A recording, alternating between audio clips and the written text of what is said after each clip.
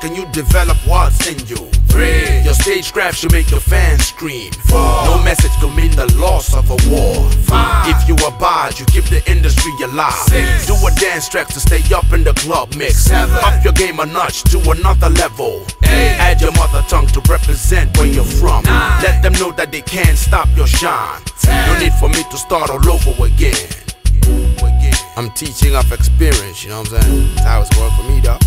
Like this. Pick out 2 songs, a radio as your first singles. For Naija, a dance track and a slow one for the mingle.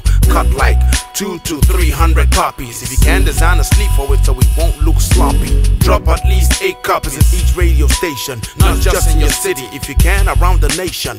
Follow up with SMS and occasional phone calls. Of course you'll still meet presenters, we go try to play God. Bone them and give only to those who feel your music. Cause when you blow up, they will turn around and use it. Do a lot of interviews. Don't let pride get into you, cause it goes before every fall. Your enemies will have a ball. Grease the right palms if you can and if you have to. I'm being realistic, cause money plays a part too. Straight. See, yeah, check this connection, right?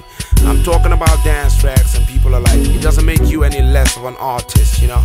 Because look, dance tracks, they rock radios, they rock parties and clubs. You know what I'm saying? You get a crowd with a slamming dance track. Look, check it. Corporate buddies that pay the big bucks, they want an artist that can pull a crowd, you know, so they can sell their products. You do that faster with a dance track, you know what I'm saying?